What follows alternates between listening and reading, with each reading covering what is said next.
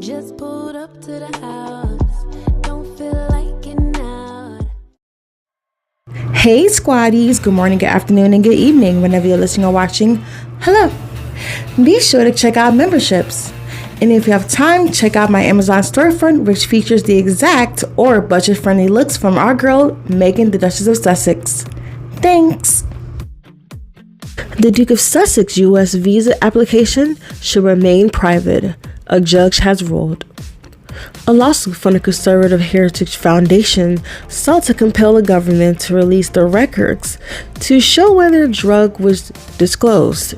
But U.S. Judge Carl Nichols ruled on Monday that the public does not have a strong interest in disclosure of the Duke's immigration records. Like any foreign national, the Duke has a legitimate privacy interest in his immigration status, he added. Prince Harry moved to the U.S. in January 2020 after announcing that he and his wife Meghan would step back from royal duties. My opinion on this? The audacity of the Heritage Foundation for making such a request. But these are the same individuals who are behind Project 2025, the same agenda that hopes for a Donald Trump win so that they can initiate bringing the United States back 200 to 300 years. They already started in some red, aka conservative states, by taking away women's reproductive rights. And it doesn't even end there. They also been taking away rights from the LGBT plus community, and for all of us hard workers out there, yeah.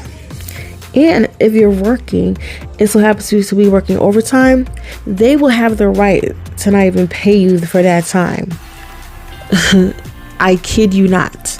And if you want to see proofs to that, all you have to do is see the Heritage Foundation and Donald Trump's Project 2025 and Agenda 47. Because Agenda 47 is Donald Trump's policies and everything in between that does not represent the majority of the citizens of the United States, and as well as our allies around the world. I'm actually going to leave a link to Project 2025 so you can see what that's all about. But if you're not interested in wanting to read all of that, you could also look at some TikTok videos. You know what? Here's a really good explanation or definition of what Project 2025 is about from the amazing representative of Texas, Jasmine Crockett. Here's her answer. Can you talk about the dangers of Project 2025? Project 2025 is nothing but a white supremacist manifesto to how they can delete anybody that ain't old, white, and male. That is all it is. It's about attacking diversity, equity, and inclusion. It's about attacking those that don't want to bow down to the orange Jesus and decide that they're going to be his loyalists and do whatever they want him to do. It's about getting rid of the Department of Education, getting rid of the Department of Justice, making everyone subscribe to the way that they understand and interpret Christianity, which I'm sure is the same Christianity that somehow justified slavery. That's why Trump had to go ahead and send that dog whistle about our black jobs. And I got news for him and anybody else. My black ass is exactly where I'm supposed to be, trying to check them and their white supremacy.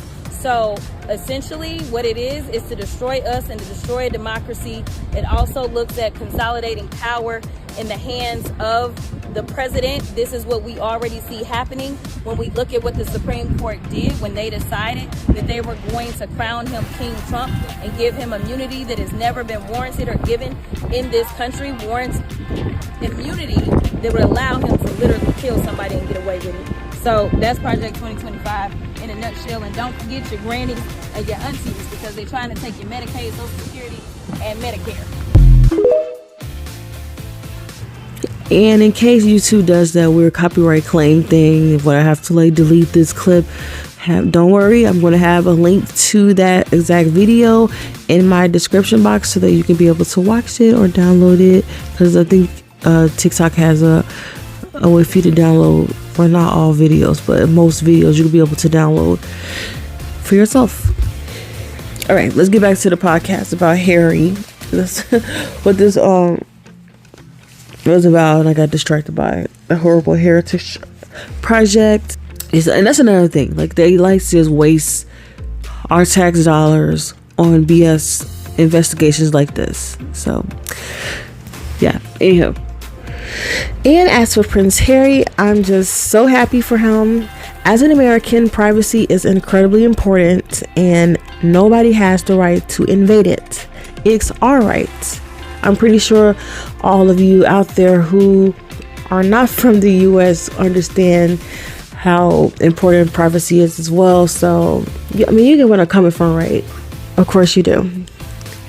Now, while the Heritage Project is so concerned about Prince Harry's past usage of drugs, they should be focusing on their own issues from within. They seem to have tons of hypocrites with a lot of skeletons in their own closet, but that's another story for another day. Moving on, we were still on Prince Harry, and it's about him enjoying the sweet FaceTime with wife Meghan and children Prince Archie and Princess Lilibet before taking the stage in New York City. As Prince Harry's trip to New York City has kicked off, his family is back home in California, and they were definitely on his mind. On September 23rd, the Duke of Sussex FaceTimed his wife Meghan and their children Archie and Lilibet before he hit the stage at the 2024 Concordia Annual Summit in New York City. While chatting with his family, Harry panned the camera around the room, giving his children a mini virtual tour of the event space at the Sheraton New York Times Square Hotel. On the first day of his visit to New York City, Harry highlighted the Diana Award, the only charity established in his mother's Princess Diana's memory. In a panel discussion on mental health, the Duke of Sussex was joined by Dr. Tessie Ojo, the CEO of the Diana Award, along with two recipients of the Diana Legacy Award, Chiara Zhang and Christina Williams. He is just so kind-hearted. Not only was he helping us get comfortable with speaking on stage, but he comforted us after as well, Zhang told people at the event. And backstage, he was actually calling Meghan. I thought that was just so sweet, and it helped humanize him. He made sure we have no nerves at all. Williams added, "Here is someone who is in a high-level role, who really cares about young people, cares about our voices and our actions.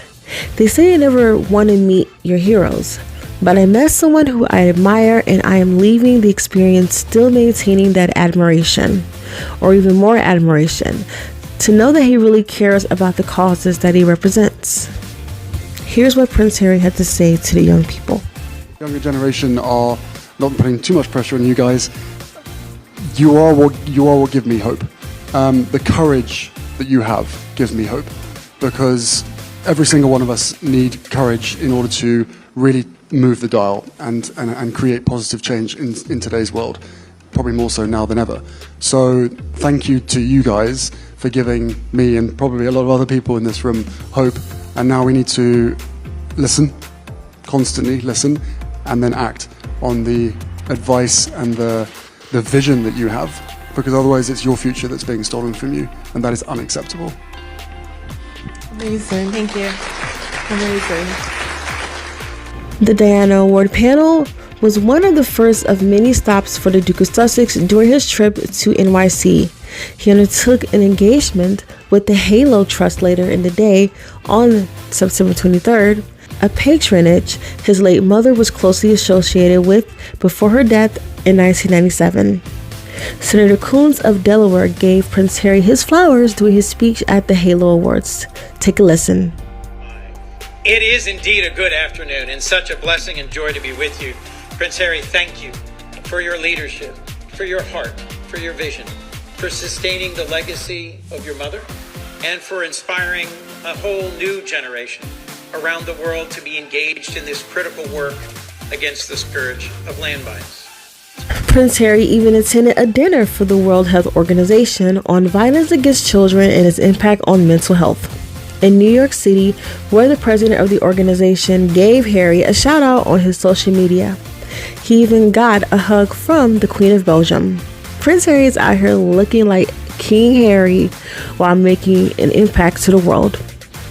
As his visits continue, we're now on September 24th, Prince Harry said today's youth is in the midst of an epidemic of anxiety, depression, and social isolation due to negative experiences online, as he brought his campaign to help children and their parents navigate cyberspace to this week's Clinton Global Initiative. My lock screen is a picture of my kids. What's yours? These children and thousands more meant the world to their families. The beautiful faces you see before you, their smiles, their dreams, all lost. All too soon, and all because of social media. It's why we launched the Parents Network, a global community that provides crucial support to parents whose children have suffered from the harmful effects of social media. And it is because of them that we at the Archwell Foundation are committed to this issue. Through trauma-informed practices, our network helps parents come together to forge strong bonds, offering healing support through community. Beyond supporting parents and youth throughout this advocacy, the Duke of Sussex stressed the need for corporate accountability. Yes, he called out all the corporate heads of the social media world. He asked why the leaders of powerful social media companies are still held at the lowest ethical standards and called on shareholders to demand tangible change. And while we embolden both youth and parents to be in the conversation, we must also hold those in power accountable. The first ever global ministerial meeting focused on ending violence to children will take place in Colombia this November. And it is where, for the first time, there can be global agreement on prioritizing child safety and protection online.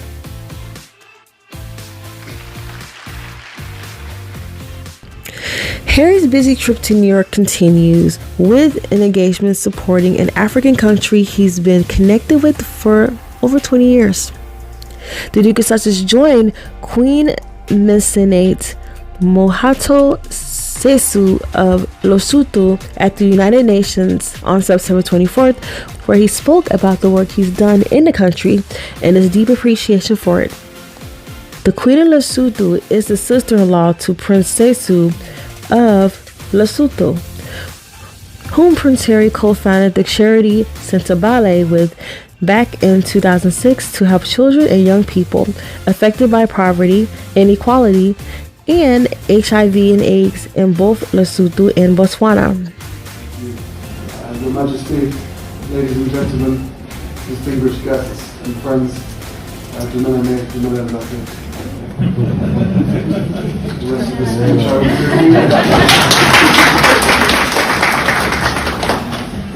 I would like to start by extending my deepest gratitude to their Majesties for their continued friendship.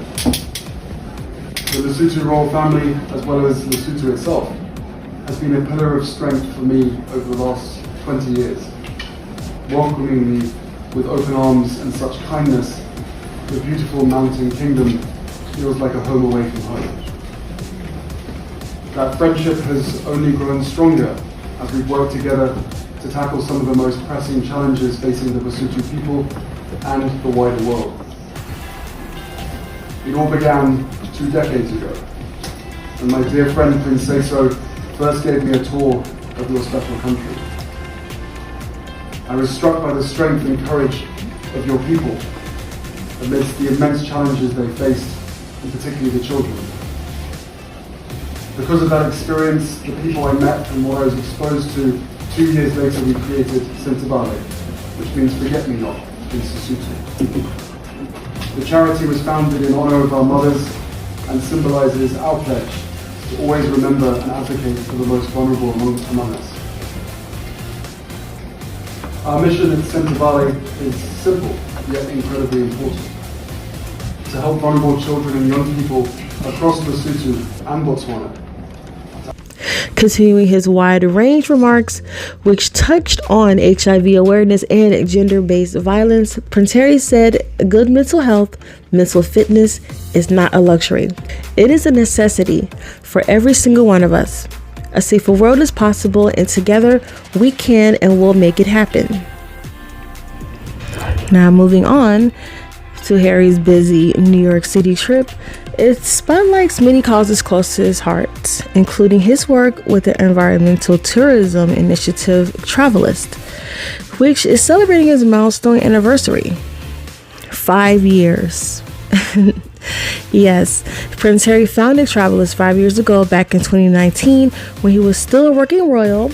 The initiative was developed with a mission to help both travelers and travel companies make better, greener choices, according to its website. And on September 24th, Prince Harry joined the nonprofit as it announced a strategy for the next 5 years. Our new data initiative aims to give us a clearer understanding of how tourism can be a genuine force for good and what changes are needed to ensure that it delivers on that promise. I've seen tourism done well, and I've seen it done poorly, as many of you in this room probably have too. It's what inspired me to create Travelist in the first place, because the business relies on destinations, and those destinations are held together by the people who call them home. Tourism has the potential to make an incredible difference if we channel it with good intentions. And with the industry set for a massive growth expected to represent nearly 11.4% of the global economy by 2033, we have to be single-minded in how we harness that power. At Travelist, we're committed to creating a tourism industry that works for everyone, not just for those sitting in boardrooms or on faraway islands. It also announced on September 24th it had expanded its leadership team to include 2 executive hires. Julie Cheatham, who is the company's new chief operations officer, and who also helped found the Weava platform, which Travelers announced on that same day, September 24th. Also brought on the team is Amina Razvi, who will serve as chief partnerships and development officer. Congratulations to Prince Harry. I think I've said this so many times on my podcast, but really congratulations to him. He is doing it. He is booked and busy. He is living his best life with his wife and children in California, in Montecito, California, to be exact. Then he gets to, travel to New York and just, be the statesman that he is. And he's the real deal. No BSing around. And that's why he's always been my favorite royal. Aside from Diana, which I never really followed the welfare royals, but I always respected Diana, from what I did know about her. Now I know a lot more about her after, getting into Harry and Meghan. But yeah, aside from her, I love Harry. I've always loved Harry and never cared for William. And I'm so glad that I am on the right side of history and brothers. All right, well, that's all for this portion of the podcast. I'm going to be doing another podcast, but it's just so many stories, okay?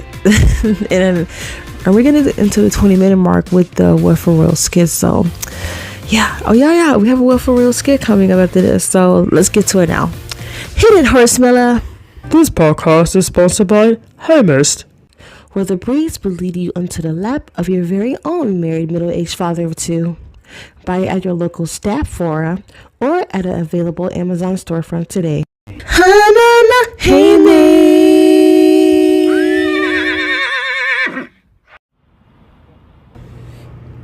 my beard has finally grown out. Don't I look handsome? You look something. And what is that supposed to mean? What are you doing in my office? To ask why you haven't told me that Harold was invited to all these prestigious events. Where were my invites? Perhaps you should be going over that with your own team. That is if they haven't already walked out. My beard is supposed to make me appear more distinguished, more like a statesman. Yet Harold keeps getting these gigs. Do I not exist? Well, and I do believe that facial hair has that much impact. Harold is getting these gigs because he's not lazy. I'm not lazy. You've always been lazy. Tampon, baby. Harry had major events in New York and has received praise from the most important leaders at these events. You don't see William at these events because of that silent temper of a beard. Oh, hello, William. I was invited. I was too busy to attend. Too busy or too much of a coward to share the spotlight with your brother? Oh, shut up. Harold will never be king. Who said anything about kings? I'm simply calling you out on being afraid of Harold. I'm not afraid of Harold. I wouldn't waste my time trying to convince William of doing anything. Why don't you go eat some hay? Why don't you shave off the hay like you call a bit out of that disgusting face? It isn't as if I tried to communicate with Harold. I simply can't stand him. For being a far more popular and better looking brother, I'd hate him as well. Oh, shut up. Make me. I'm not your wife. Thank the heavens for that. Did someone call me? Oh, God. Best actress in any infomercial. Princess Kate Middleton.